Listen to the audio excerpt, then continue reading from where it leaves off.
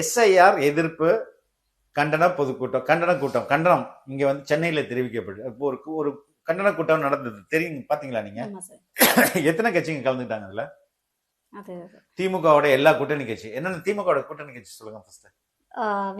Right, மதிமுக, right, அதுக்கப்புறமா வந்து left, communist, ரெண்டு கம்யூனிஸ்ட், ஒரு காங்கிரஸ், அதுக்கப்புறம் டிஎம்கே. இப்ப 6 கட்சிகள், 6 கட்சிகளுமே ஒரு கட்சி 100 வருஷம், ரெண்டு கம்யூனிஸ்ட் கட்சி ஒரு 100 வருஷம், டிஎம்கே கட்சி ஒரு 75 வருஷம், இப்படி பல ஆண்டுகள் எக்ஸ்பீரியன்ஸ் ஆன கட்சி. 6 கட்சி 7 கட்சி சேர்ந்து கண்டன ஆர்ப்பாட்டம் நடக்குது. எத்தனை பேர் வந்தாங்க? Hartley 300 people. 300 பேர் கூட வரலாமா? இது எழுச்சியா? இல்ல ஒரு மாநாட்டுக்கே ஒரு ஒரு ஒரு கேம்பெயினுக்கே இவ்வளவு 1000 பேர் வராங்களே, இது எழுச்சியா?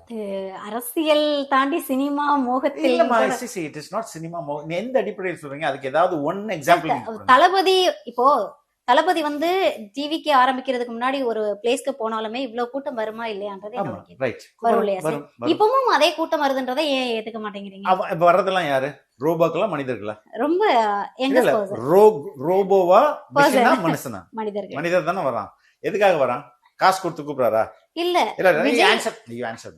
காசு கொடுத்து கூப்பிடுறாரா? இல்ல குவார்டர் வாங்கி கொடுக்குறாங்களா? இல்ல மாவட்ட செயலாளர் கொத்து கொத்தா கூட்டு போறாரா? அப்படி ஏதாவது நடக்குதா? இல்ல. சொந்த காசை போட்டு செலவு பண்ணி தானே வரான்.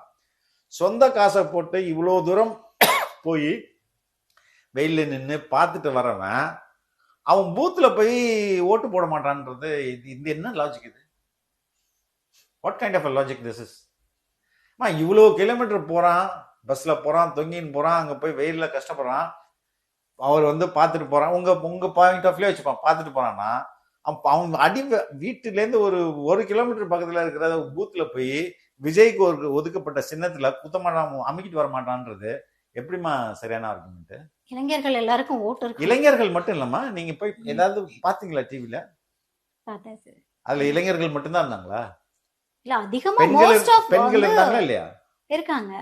இல்ல, பெண்கள் இருந்தாங்களா இல்லையா? இருக்காங்க. எல்லாம் கட்சி கொடி கட்டி இருந்தாங்களா? இளைஞர்கள் மட்டும் இல்லாம நான் வந்து முதல் மாநாடுக்கு நான் போனேன்.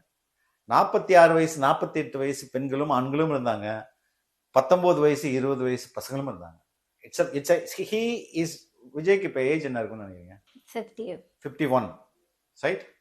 He came to cinema 30 years back. அப்ப அன்னைக்கு ஒரு வயசுல இருந்தவனுடைய ஏஜ் இன்னைக்கு என்ன இருக்கும்? ஆயிருக்கும்ல. இப்ப 30 வருஷம் அவனுக்கு ஆயிருக்கும்ல. அது மாதிரி அந்த டைம்ல தானே he is acting. அப்ப இது எல்லாமே இவர்கள் கட்டமைக்கிற எல்லா கட்சி எல்லா ஏஜ் குரூப்லயும் தான் இருப்பாங்க. நீங்க நான் சொல்வது போயினா ரொம்ப ஹானஸ்டா உங்க ஃப்ரெண்ட்ஸ் கிட்ட, உங்க சொந்தக்காரங்கள்ட்ட, உங்க எதிர் வீட்டு பக்கத்து வீட்டுக்கிட்ட கேளுங்க. இந்த வர எலெக்ஷன்ல சும்மா ஜாலியா கேளுங்க. ரொம்ப அதை ரிப்போர்ட்டர் மாதிரி கேட்காம பேசிட்டு கேளுங்க. யாருக்குங்க ஓட்டு போடுவீங்கன்ட்டு 10 பேர்த்த கேளுங்க. 8 பேர் என்ன சொல்றாங்கன்றதை எனக்கு சொல்லி அனுப்புங்க. இது நீங்க உறுதியா செய்யுங்க.